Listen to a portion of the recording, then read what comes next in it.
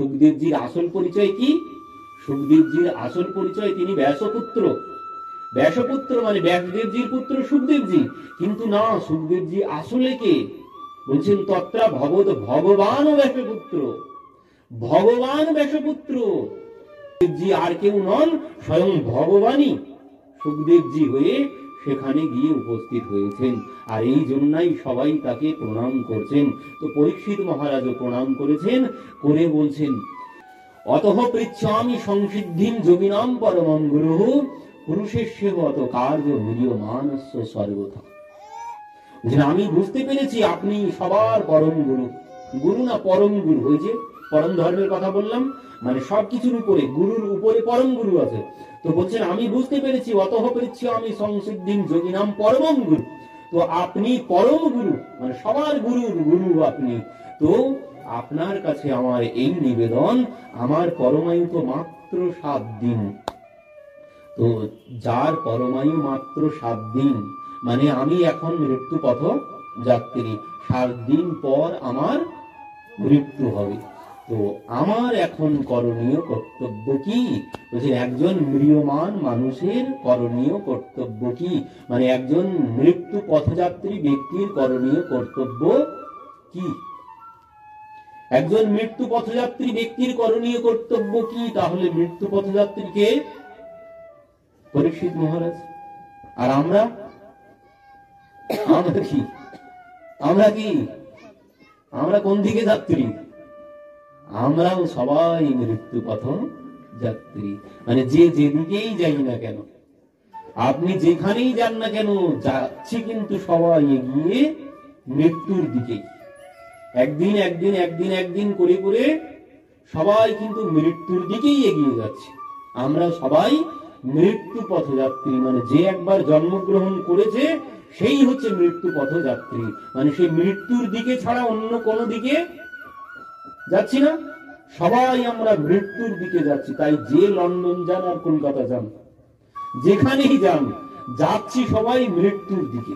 ওই একটাই গন্তব্য আমাদের, যে যেখানেই যাই যাচ্ছি আমরা সবাই মৃত্যুর দিকে। তো আমরা সবাই মৃত্যু পথযাত্রী। তো একজন মৃত্যু পথযাত্রী ব্যক্তির করণীয় কর্তব্য কি? তো এই কথা যখন বলেছেন, সুখদেবজি বলছেন রাজন আপনি খুব বড় প্রশ্ন করেছেন, আপনি খুব বড় প্রশ্ন করেছেন। বলিয়ান এসোতে প্রশ্নকৃত লোকহিতম নৃপ। আপনার এই প্রশ্ন দিয়ে জগতের কল্যাণ হয়ে যাবে, কারণ জগৎ সবাই মৃত্যু পথযাত্রী। আর আমাদের থেকেও পরীক্ষিত মহারাজ কিন্তু ভাগ্যবান বেশি। আমাদের থেকেও পরীক্ষিত মহারাজ ভাগ্যবান বেশি। কেন? কারণ তিনি বলতে পারছেন আমি এখনো 7 দিন বেঁচে থাকবো। তিনি বলতে পারছেন এখনো 7 দিন তিনি বেঁচে থাকবেন। আমি কিন্তু বলতে পারবো না। আপনারা কেউ বলতে পারবেন যে এখনো 7 দিন বেঁচে থাকবো গ্যারান্টি দিয়ে? না না, কারো বলার সাধ্য নেই। কে কখন চলে যাব তার কোনো ঠিক ঠিকানা নেই। কিন্তু পরীক্ষিত মহারাজ বলতে পারছেন যে আমি এখনো 7 দিন থাকবো। এটাই হচ্ছে তার বড় সৌভাগ্য। দুর্ভাগ্য নয় তার, এটি তার বড় সৌভাগ্য। এটি যে তিনি বলতে পারছেন গ্যারান্টি দিয়ে যে এখনো 7 দিন আমি বেঁচে থাকতে পারবো। কিন্তু আমরা কেউ বলতে পারবো না কে কখন চলে যাব। আর এখন তো 2000 সালের পরের থেকে এই যে করোনা এলো, 2000 পরের থেকে এখন কে কখন চলে যাচ্ছে তার কোনো ঠিক ঠিকানা নেই। এই আছে এই নেই, কোনো গ্যারান্টি নেই এখন। কেন বলুন তো? এখন আর একটা বড় কারণ আছে। এখন কলি শেষ হয়ে গেছে, কিন্তু কলির পরমায়ু শেষ হয়ে গেছে। কলির পরমায়ু শেষ হয়ে গেছে। এখন যে কেউ যখন তখন চলে যেতে পারে। এখন প্রলয় কাল চলছে, ধ্বংসকাল চলছে কলির। এখন যে কেউ যখন তখন চলে যাবে। এখন কেউ কোনো গ্যারান্টি, কারোর কোনো গ্যারান্টি নেই। এই আছি, কখন থাকবো কখন যাব তার কোনো গ্যারান্টি নেই। কারণ এখন কলি শেষ হয়ে গেছে। কলির পরমায়ু ওই 2000 সাল পর্যন্ত ছিল। কলির পরমায়ু 2000 সাল পর্যন্ত ছিল। 2000-এর পরের থেকে কলির এটি প্রলয় কাল চলছে। কারণ কলির পরমায়ু শেষ হয়নি, আমরা শেষ করিয়ে নিয়েছি। আমরা আমাদের পাপের ফলে, আমরা পাপ কর্মের দ্বারা কলির পরমায়ুকে শেষ করে ফেলেছি। কলির পরমায়ু ছিল 4,32,000 বছর, কিন্তু আমরা সেই 4,32,000 বছর পাইনি। বলেছিল যদি কলির জীব ধর্মপরায়ণ হয় তাহলে 4,32,000 বছর পাবে, কিন্তু আমরা সে পাপের দ্বারা এখান থেকে 600 বছর আগে, 700 বছর আগে সমস্ত সাধু সন্তগণ যে পথ আমাদের দেখিয়ে দিয়ে গেছেন, সে পথে এখন আর আমরা কেউ চলি না। তারা যে পথ দেখিয়ে দিয়ে গেছেন, নামদেবজি, সুরদাসজি, কবিরদাসজি, মীরাবাই, যে সমস্ত পথ দেখিয়ে দিয়ে গেছেন, সেই পথে এখন কে চলছে? সেই পথে এখন আর কেউ আমরা চলছি না। তারা যে যে পথ দেখিয়ে গেছেন, সে পথ ধারণ করে আমরা কেউ চলি না। তো এই জন্যে বলছেন কলির পরমায়ু শেষ হয়ে গেছে। আর এই মুখের কথা নয়, শাস্ত্রে বলা আছে পরিষ্কার ভাবে, তার লক্ষণও বলে দিয়েছিল। যখন দেখবে এই এই লক্ষণ সব ঘটেছে, তখন বুঝবে কলির পরমায়ু সব শেষ হয়ে গেছে। তার মধ্যে লক্ষণ কি ছিল? তার মধ্যে প্রধান লক্ষণ ছিল পুরীর মন্দিরে, জগন্নাথের মন্দিরের ধ্বজা যখন উড়ে যাবে, ধ্বজায় আগুন লেগে যাবে, মন্দিরের ধ্বজায় যখন আগুন লেগে যাবে, মন্দিরের ধ্বজা যখন ঈগল পাখিতে খুলে নিয়ে চলে যাবে, ঈগল পাখি ছিঁড়ে নিয়ে চলে যাবে জগন্নাথ মন্দিরের ধ্বজা। তো সে 3-4 বার নিয়ে গেছে, ধ্বজায় আগুন ধরে যাবে। আশ্চর্য ব্যাপার না? সেই মন্দিরের ধ্বজা কোথায়? সেখানে এমনি এমনি আগুন ধরে যাচ্ছে। তো বললেন যখন আগুন ধরে যাবে এই ধ্বজায়, বুঝবে যে কলির পরমায়ু শেষ হয়ে গেছে। তো কয়েকবার আগুন ধরেছে মন্দিরের ধ্বজায়। তো এই হচ্ছে কলি শেষের লক্ষণ। আরো আরো লক্ষণ আছে, অনেক লক্ষণ গ্রন্থে বলা আছে, আর সেই লক্ষণ সব ঘটে গেছে, সব ঘটে গেছে। তো এই জন্য আরো বেশি বেশি করে ধর্ম পালন করতে হবে আমাদেরকে।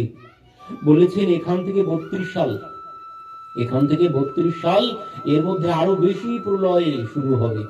তো বললেন এর পরে যারা থাকবে, 32-এর পরে যারা থাকবে তারাই হচ্ছে ভাগ্যবান। 32-এর পরে যারা থাকবে তারাই ভাগ্যবান। তো বলছে থাকবে কারা? তো বললেন থাকবে তারা যারা ভগবানের চরণ তলে আশ্রয় গ্রহণ করবেন, একমাত্র তারাই থেকে যাবেন। আর যারা ভগবানের চরণ তলে আশ্রয় গ্রহণ না করবেন, তারা সব এই প্রলয়ে ধ্বংস হয়ে যাবে। তো এই জন্য আরো বেশি করে আমাদের এই কথা, ভগবানের লীলা শ্রবণ কীর্তন স্মরণ করতে হবে। তো এখানে যখন প্রশ্ন করেছেন, তো বললেন মৃত্যু পথযাত্রী ব্যক্তির করণীয় কর্তব্য কি? একজন মৃত্যু পথযাত্রী ব্যক্তির করণীয় কর্তব্য কি হবে? তো সেখানে সুখদেবজি বললেন একজন মৃত্যু পথযাত্রী ব্যক্তির করণীয় কর্তব্য হচ্ছে তস্মাৎ ভারত সর্বাত্মা ভগবানেশ্বর হরিঃ শ্রোতব্য কীর্তিতব্য স্মরতব্যশ্চ চেতাভয়ম। বললেন মৃত্যু পথযাত্রী ব্যক্তির করণীয় কর্তব্য কি? তস্মাৎ ভারত সর্বাত্মা ভগবান ঈশ্বর হরিঃ শ্রোতব্য কীর্তিতব্য স্মরতব্যশ্চ চেতাভয়ম। এই হচ্ছে একজন মৃত্যু পথযাত্রী ব্যক্তির করণীয় কর্তব্য। শ্রোতব্য, কীর্তিতব্য আর স্মরতব্য, এই 3টি কাজ। একজন মানুষের করণীয় কর্তব্য কি? শ্রবণ, কীর্তন আর স্মরণ। এই ছাড়া আর অন্য কোনো কর্ম নেই। কলির জীবের এই হচ্ছে কর্তব্য, শ্রবণ, কীর্তন, স্মরণ। কি শ্রবণ করব? বললেন এই ভাগবত।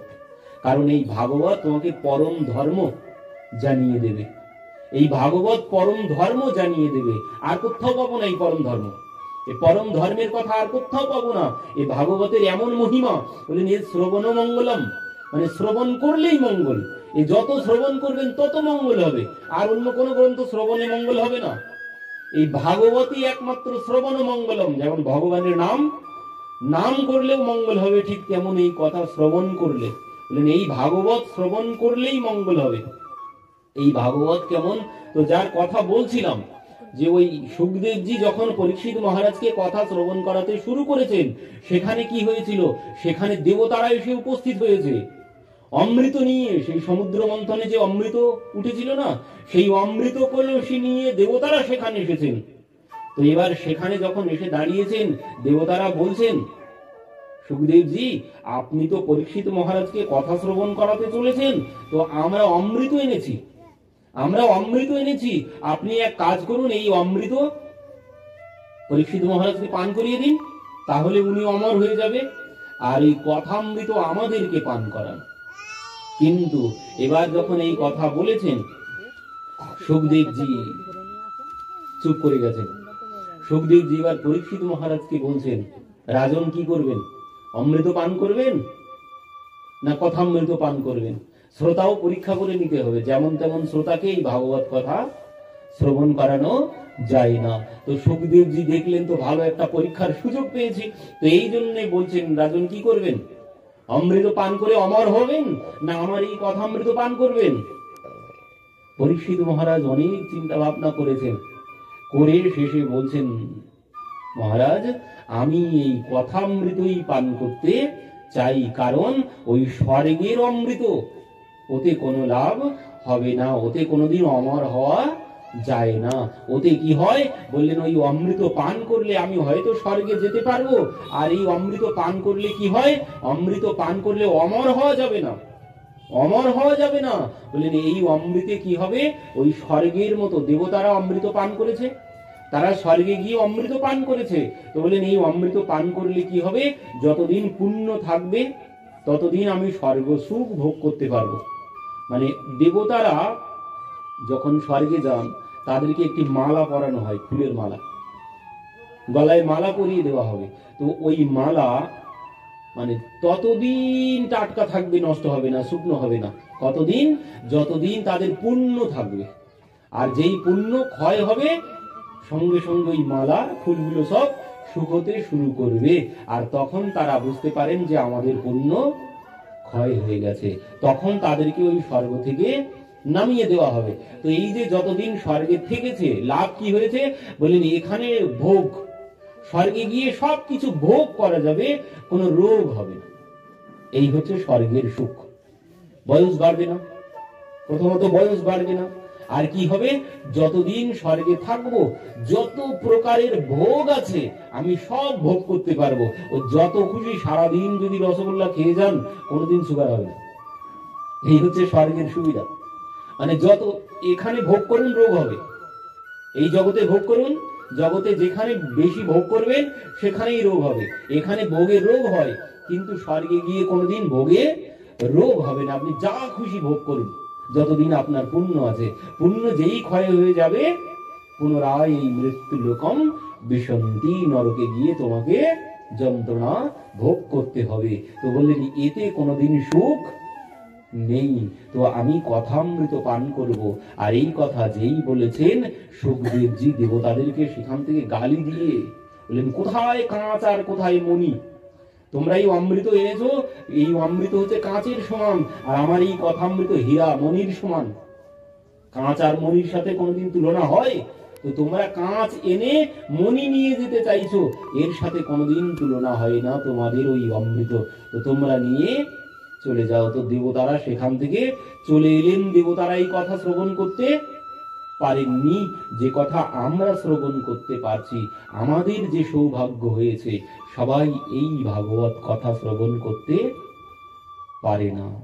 এই ভাগবত কথা সবার দ্বারা শ্রবণ করা সৌভাগ্য হয় না। ভগবান যাকে শ্রবণ করাবেন, একমাত্র তিনি এখানে এসে বসতে পারবেন, তাছাড়া সবার দ্বারা এই ভাগবত কথা শ্রবণ করা সম্ভব নয়। এ ভগবানের কৃপা ছাড়া কোনোদিন সম্ভব নয়। ভগবানের কৃপা ছাড়া কোনোদিন এই ভাগবত কথা শ্রবণ করা যাবে না, কারণ এই ভাগবত আমাকে পরম ধর্মের পথ দেখিয়ে দেয়। গীতা আমাকে ধর্মের শিক্ষা দেবে, মহাভারত ধর্মের শিক্ষা দেবে, কিন্তু পরম ধর্মের পথ কেউ দেখিয়ে দেবে না। যে সময় ব্যাসদেবজি 17টি পুরাণ সম্পূর্ণ করে ফেলেছে, ব্যাসদেবজি 17টি পুরাণ সম্পূর্ণ করেছেন, তবুও তিনি শান্তি পাচ্ছেন না, অশান্তিতেই ভুগছেন। তো একদিন কি হলো, দেবর্ষি নারদ এসেছেন। তো দেবর্ষি নারদকে বলছেন, আমার মন কিছুতে শান্ত কেন হচ্ছে না, আমি 17টি পুরাণ রচনা করলাম, তবুও এখনো শান্তি কেন পাচ্ছি না, শান্তি কেন পাচ্ছি না। তখন দেবর্ষি নারদ বললেন, আপনি শান্তি পাবেন কি করে, আপনি যেখানে যা রচনা করেছেন 17টি পুরাণে ধর্মের কথা বলেছেন, আপনি ধর্মের কথা বলেছেন, কিন্তু পরম ধর্মের কথা এখনো আপনি কোথাও বলেননি, এই জন্য আপনি শান্তি পাচ্ছেন না। তো পরম ধর্ম, আমি কি করে পরম ধর্মের কথা বলবো, কেন, আমার তো জাতের ঠিক নেই, আমি তো নিচু জাতে আমার জন্ম, আমি নিচু কুলে জন্মগ্রহণ করেছি, পিতা আমার পরাশর হতে পারে, মা তো দাসী কন্যা, তো আমার তো উঁচু কুলে জন্ম হয়নি, তো আমি কি করে সেই পরম ধর্ম মানে ভগবানের কথা আমি কি করে গাইব, ভগবানের লীলা আমি কি করে গাইব। তখন সেখানে অনেক কথা হয়েছে। দেবর্ষি নারদ বলছেন, আমি একজন দাসীপুত্র হয়ে যদি দেবর্ষি নারদ হতে পারি, আপনি কেন পারবেন না। এখানে কোনো জাত পাতের কোনো বিচার নেই, জাত পাত পুছে না কই, হরিকো ভজে সো হরিকো হই। বলছেন, যিনি ভগবানের ভজনা করবেন তিনি ভগবানের প্রিয় হবেন, এখানে জাত পাতের কোনো ব্যাপার নেই। কপিল ভগবানের মা, কপিল ভগবানকে বলুন তো, গঙ্গাসাগরে কপিল ভগবান আছেন, তো সেই তার মায়ের নাম মাতা দেবহূতি। তো সেই মা বলছেন, অহবতস্য পচত গরিয়ান ইয়াজ্জিহ্বাগ্রে বর্ততে নাম গ্রহণতুভ্যম। বলছেন অহবতস্য পচত গরিয়ান, কেউ যদি চন্ডাল হয়, কেউ যদি কুকুরের মাংস খায়, কেউ যদি কুকুরের মাংস যে খায় তার থেকে নিচু আর জগতে কেউ নেই, যে কুকুরের মাংস খায়। তো বলছেন সেই নিচু ব্যক্তি যে কুকুরের মাংস খেয়েছে, সেই নিচু ব্যক্তি সেও একদম শিখরে মহান হয়ে যেতে পারে। কখন, যজ্জিহ্বাগ্রে বর্ততে নাম গ্রহণতুভ্যম। হরে কৃষ্ণ কৃষ্ণ কৃষ্ণ হরে হরে, হরে রাম রাম রাম হরে হরে। বলেন এই নাম যিনি আশ্রয় করবেন, তাই সে যত বড় নিচু ব্যক্তি হোক না কেন, সে মহান হয়ে যাবে। এখানে জাত পাতের কোনো ব্যাপার নেই, কোনো ভেদাভেদ নেই। কত মুসলিম ভক্ত ছিল, কত মুসলিম ভক্ত ছিল, ভগবান তাদেরকে কৃপা করতে কম করেছে? তুমি অন্য জাতের বলে তোমাকে কৃপা করা হবে না, এমন কোন ব্যাপার নেই। একজন ভক্ত ছিল, তার নাম মনে পড়ছে, কালে খাঁ। একজন ভক্ত ছিলেন কালে খাঁ, মুসলিম ভক্ত। এই ভক্ত কি করতেন, ওই মদন মোহনের মন্দিরে, জয়পুরে মদন মোহনের মন্দিরে, এনাকে মন্দিরে উঠতে দেওয়া হতো না। ইনি কি করতো, ওই মন্দিরের চারপাশে পরিষ্কার করতেন, মাঠ পরিষ্কার করতেন মন্দিরের চারপাশ। তো মন্দিরের চারপাশ পরিষ্কার করতেন, আর ওই সন্ধ্যাবেলা মদন মোহনের আরতি দর্শন করতেন, আরতি দর্শন করে বাড়িতে চলে যেতেন। তো একদিন কি হয়েছে, ওর যে ধর্মের লোকজন আছে, ওর ধর্মের লোকজন, তারা বলছে, তুই আমাদের জাতির হয়ে কাফেরের মন্দিরে যাস কাজ করতে, আল্লাহ কিন্তু সহ্য করবে না, আর এই জন্যই তোর কোনো সন্তান হচ্ছে না, তার কোনো সন্তান ছিল না। তো তুই আমাদের জাতের হয়ে তুই কাফেরের মন্দিরে যাস, এই জন্য তোর কোনো সন্তান আল্লাহ দিচ্ছে না। তো একদিন তিনি কি করেছেন, মদন মোহনের সম্মুখে দাঁড়িয়ে দূর থেকে, মন্দিরে তো যেতে পারেন না, তো দূর থেকে বলছেন, প্রভু আমার সন্তান নেই তাতে কোনো দুঃখ নেই, কিন্তু সবাই যে তোমাকে গালি দিচ্ছে, সবাই তোমাকে গালি দিচ্ছে প্রভু, এ তো আমি সহ্য করতে পারছি না। তখন কি হলো, কিছুদিন পর তার পত্নী গর্ভবতী হয়েছে, কিছুদিন পর তার একটি পুত্র সন্তানও হয়েছে। এবার কি হলো, সন্তান আস্তে আস্তে বড় হয়েছে, 10-12 বছর বড় হয়েছে। এবার যখন 10-12 বছর বড় হয়েছে, বন্ধুদের সাথে খেলা করছিল। এখন বন্ধুদের সাথে খেলা করতে করতে সর্প দংশন করেছে তাকে, সর্প দংশনে সে সেখানেই প্রাণ ত্যাগ করেছে। সঙ্গে সঙ্গে সব বন্ধুরা তার মাকে খবর দিয়েছে, মা ছুটে এসেছেন, মা এসে দেখছেন যে ছেলে আর নেই। সঙ্গে সঙ্গে কালে খাঁকে ডাকতে গেছে, মানে পতিকে মন্দিরে, পতি দেবতা মন্দিরে আছে ঠিক এমন সন্ধ্যাবেলা, অধিদেবতা মন্দিরে আছে। তো গিয়ে বলছে শিগগিরই চলো, আমাদের সেলিমকে সাপে কেটেছে, শিগগিরই চলো। কালে খাঁ বলছে দাঁড়াও, এক্ষুনি সন্ধ্যা আরতি হবে, আমি আরতি দর্শন করে তারপরে যাব। আর যেই বলেছে তোর জন্যেই, তোর এই ঠাকুর আমার ছেলেকে খেয়েছে, তুই আমার ছেলেকে খেয়েছিস, গালি দিতে দিতে চলে যাচ্ছে। তো স্বাভাবিক, গালি দিতে দিতে চলে যাচ্ছে। গিয়েছে, সবাই দেখলো যে ছেলে আর বেঁচে নেই। তখন ওই সবাই মিলে ব্যবস্থা করছে, এবার কবরের ব্যবস্থা করছে। কালে খাঁ আরতি দর্শন করেছে, দর্শন করে বাড়িতে ফিরে গেছে। এবার যেই বাড়িতে ফিরে গেছে, সবাই তো ওই কবরের ব্যবস্থা করছে, আর সবাই এবার বলতে শুরু করেছে, আল্লাহ কোনোদিন সহ্য করে? আল্লাহ ঠিক বিচার করেছে। তুই মুসলিম হয়ে কাফেরের মন্দিরে আর যাবি? আল্লাহ ঠিক বিচার করেছে, আল্লাহ সহ্য করতে পারেনি, আল্লাহ ঠিক বিচার করেছে। এই কথা শ্রবণ করে উনি আর সেখানে দাঁড়াতে পারেননি, উনি ওখান থেকে চলে এসেছেন। চলে এসে এবার মদন মোহনকে বলছেন, প্রভু हिंदू के नाथ हो तो हमारा कुछ दावा नहीं। বলছেন প্রভু তুমি যদি হিন্দুর নাথ হও, হিন্দুর ভগবান হও, তাহলে তোমাকে আমার কোনো কিছু বলার নেই। কিন্তু তুমি যদি জগতের নাথ জগন্নাথ হয়ে থাকো তো আমার কথা শোনো, যেভাবে আমার ছেলেকে নিয়ে নিয়েছো ওইভাবে তুমি আমাকেও নিয়ে নাও। আমি আর সহ্য করতে পারছি না, সবাই কত কটু কথা বলছে, প্রভু তুমি আমাকে আমার ছেলের মতো একসাথে নিয়ে নাও। আর এই বলে তিনি যাবেন না, তবুও তো ছেলে মন চাইছে না। তো পুনরায় তিনি ছেলের কাছে গেছেন, আর যেই ছেলের কাছে গিয়ে দাঁড়িয়েছে, সবাই কবরে দেবেন এমন সময়, মানে পিতা আসছে না বলে কবরে আর দিতে পারছেন না, দাঁড়িয়ে আছেন। কালে খাঁ এসেছে, সবাই এবার কবরের মধ্যে ছেলেকে দেবে, এমন সময় কালে খাঁ গিয়ে দাঁড়িয়েছেন। আর যেই দাঁড়িয়েছেন সেই সেলিম উঠে দাঁড়িয়েছেন, উঠে দাঁড়িয়ে বলছেন, আব্বা আব্বা সেই কালো মতো ছেলেটা কোথায় গেল? আব্বা সেই কালো মতো ছেলেটা কোথায় গেল? আমার মাথায় হাত দিয়ে বলল, সেলিম ওঠ, আব্বা সেই কালো মতো ছেলেটা কোথায় গেল? কালে খাঁ তো হাউ হাউ করে কাঁদতে শুরু করেছেন। কালে খাঁ বলছেন, সেলিম সেই কালো মতো ছেলেটা কেমন দেখতে ছিল রে? বলছেন, বাবা তার মাথায় সুন্দর একটা ময়ূরের মুকুট ছিল, আর দেখতে সে সম্পূর্ণ কালো। আর এই কথা শ্রবণ করে কালে খাঁ কি করেছেন, সেলিমকে হাত ধরে মদন মোহনের মন্দিরের সম্মুখে এনে, মন্দিরে তো উঠতে দেয় না, তো দূর থেকে দাঁড় করিয়ে দেখাচ্ছেন যে দেখ তো বাবা, এই সেই ছেলেটা যে তোর মাথায় হাত দিয়ে উঠতে বলল, সে কি এমন দেখতে ছিল? বাবা দেখতো সে কি এমন দেখতে ছিল? সেলিম বলছেন, পিতা এই তো ছিল, এই তো কি আমাকে বলেছিল সেলিম ওঠ, এই তো আমার মাথায় হাত দিয়ে বললো, বাবা এই তো সে দাঁড়িয়ে আছে, বাবা আব্বা এই তো সে দাঁড়িয়ে আছে। ভগবান আজও এমন লীলা করেন। এ কিন্তু বেশি দিন আগের কথা না, এখান থেকে 600 বৎসর আগের কথা, এখান থেকে 600 বৎসর আগের কথা, মানে এই কলিযুগের কথা, অন্য কোন সত্য ত্রেতা দাপরের কথা নয়, এই কলিযুগের কথা। কিন্তু আমার সঙ্গে কেন হয় না?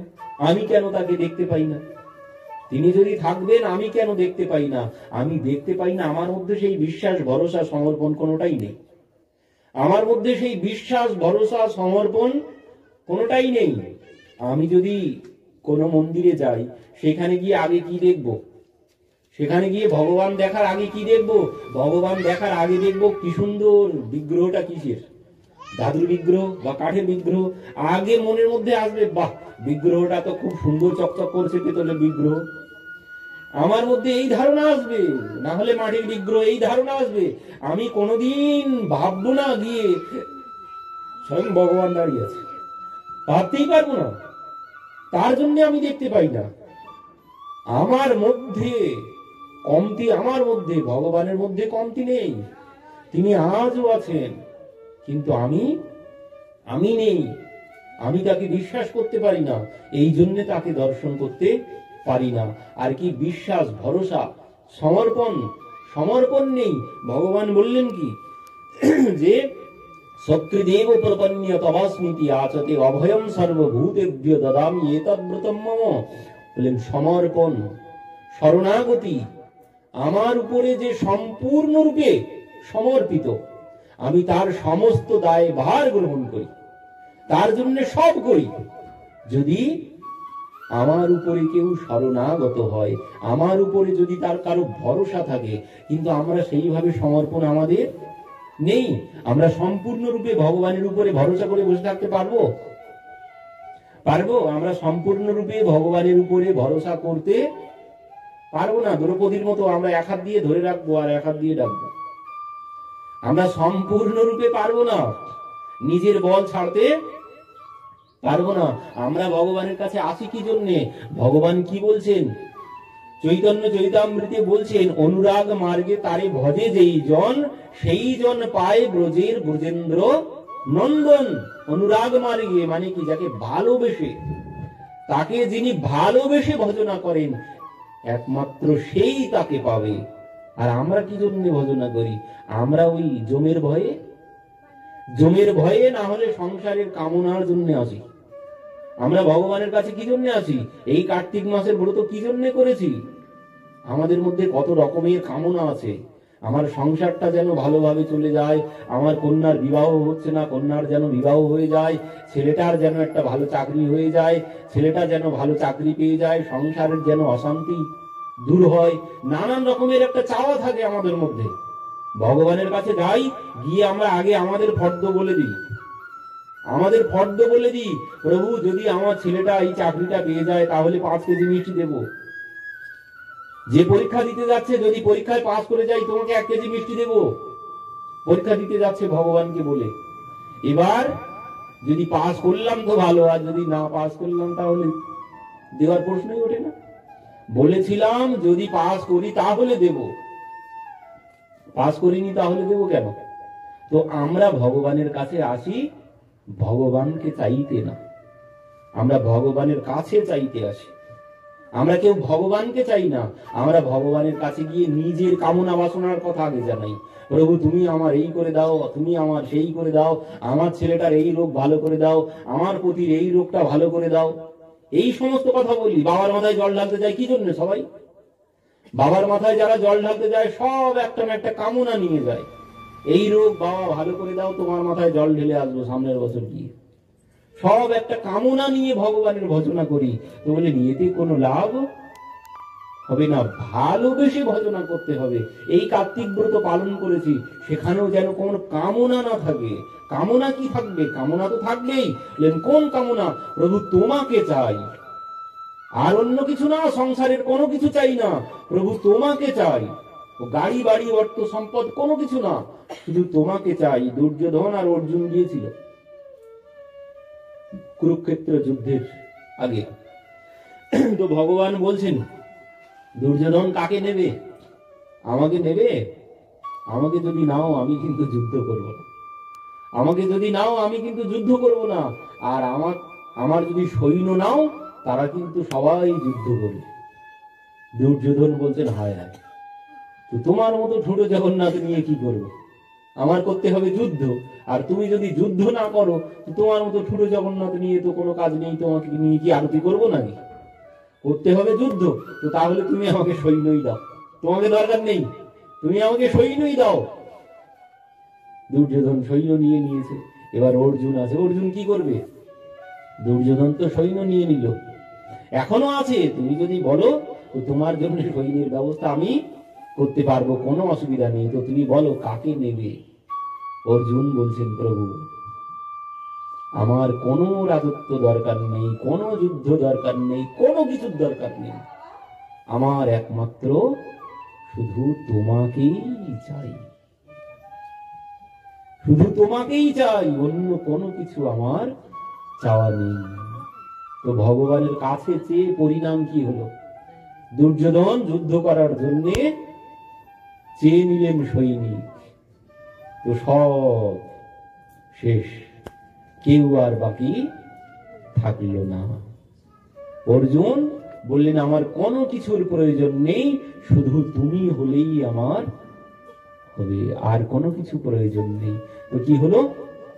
তারা পাঁচজনাই বেঁচে আছে।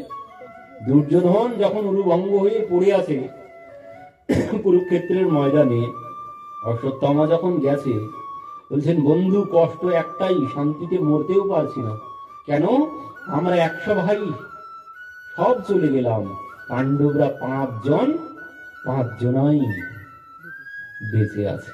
এই হচ্ছে দুঃখ। যদি একজনও মরত ওর থেকে, তবু একটু মনকে শান্ত করতে পারতাম। তো এর কারণ কি? এর কারণ তারা ভগবানকে নিয়েছে। যিনি ভগবানকে পাবেন তাদের কোনোদিন বিনাশ নেই। ভগবানের কাছে চেয়ে কোনো লাভ নেই, চাইতে হবে ভগবানকে। মানে কি? মানে ভান্ডারীকে। ভান্ডারীকে যদি আমি পেয়ে যাই, ভান্ডারীকে যদি আমি পেয়ে যাই, একটা গল্প শুনি। এখন কি হয়েছে, এক রাজকন্যা ছিল। এখন তার মানে সে খুব ওই দৌড় প্রতিযোগিতায় মানে সবার থেকে দৌড়াতে পারত। তো তার ইচ্ছা, আমাকে যে দৌড় প্রতিযোগিতায় হারাতে পারবে আমি তাকে বিবাহ করব, আমি তাকে বিবাহ করব। তো সবাই তো তার সাথে দৌড় প্রতিযোগিতায় সব হেরে যাচ্ছে। তো এবার একজন গুরুদেবের কাছে গিয়েছে, গুরুদেব আমার ওই রাজকন্যাকে খুব পছন্দ, তো আমি ওকে বিবাহ করতে চাই, কি করব? তো যাও ওর সাথে দৌড়াও, যদি তুমি দৌড়িয়ে ওকে হারাতে পারো তাহলে তোমাকেই বিবাহ করবে, ও তো বলেই রেখেছে। তো বলছেন গুরুদেব আমি তো পারবো না, আমি তো ওর সাথে দৌড়িয়ে পারবো না। আগে ভাগেই গুরুদেবের কাছে এসে স্যারেন্ডার করেছে। এবার গুরুদেব পথ দেখাচ্ছেন, গুরুদেবই একমাত্র পাইয়ে দিতে পারেন ভগবানকে, বা যা চাইবেন তাই পাইয়ে দিতে পারেন। তো গুরুদেব ব্যবস্থা করছেন, বলছেন শোনো এক কাজ করো, তুমি কয়েকটা ওই স্বর্ণের বল তৈরি করো, ছোট ছোট, তোমার সর্বস্ব দিয়ে, তোমার যা আছে সব দিয়ে তুমি কয়েকটা স্বর্ণের বল তৈরি করো। এইবার সে ওই 5-6টি স্বর্ণের বল তৈরি করেছে। এইবার ওর সঙ্গে দৌড় প্রতিযোগিতায় নেমে যাও, আর এই বলগুলো সব সাথে রাখবে। এবার কি করবে? ওই দৌড়ানোর সময় মাঝে মাঝে একটা করে বল তার সম্মুখে ফেলে দেবে, স্বর্ণের বল, আর দেখবে তুমি সবার আগে বেরিয়ে যাবে। তো সে দৌড়াচ্ছে আর ওই একটা করে মাঝে মাঝে স্বর্ণের বল বাঁ হাত দিয়ে তার সম্মুখে ফেলে দিচ্ছে। আর ওই দৌড়তে দৌড়তে স্বর্ণের বল থেকে সে তো দৌড় বাদ দিয়ে ওই বল খুঁড়তে শুরু করেছে। এবার কি হলো, সে দৌড়িয়ে আগে চলে গেল, আর হেরে গেল, রাজকন্যা হেরে গেল। এবার সে জিতে গেল। এবার কথা মতো যার কাছে আমি হেরে যাব তাকে বিবাহ করব। তো এবার কি হলো, সে তো পেয়েই গেল রাজকন্যাকে তো পেয়েই গেল। তারপরে কি হলো, ওই যে স্বর্ণের বলগুলো কার হবে? স্বর্ণের বলগুলো কার হবে? যার বল তারই হয়ে গেল। মানে রাজকন্যাকেও পেয়ে গেল, রাজকন্যার সম্পদও পেয়ে গেল, নিজের সম্পদ যেটা খরচ করেছিল সেটাও পেয়ে গেল। তো ঠিক এমন ভগবানকে যদি একবার লাভ করতে পারি, ভগবানকে যদি একবার জিতে নিতে পারি, তাহলে ভগবানের যত সম্পদ আছে সব আমার হয়ে যাবে। এই জন্য ভগবানকে চাইতে হবে।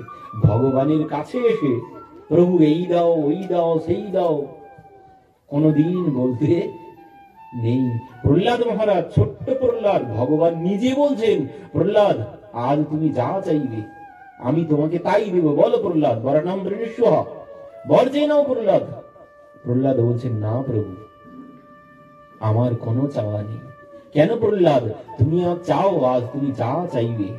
তখন প্রহ্লাদ মহারাজ কি বলছেন, প্রভু যারা তোমার কাছে চায় তারা কেউ তোমার ভক্ত নয়, নশভৃত্য সবই বণিক, তারা সবাই ব্যবসাদার, তোমার সাথে ব্যবসা করতে আসে।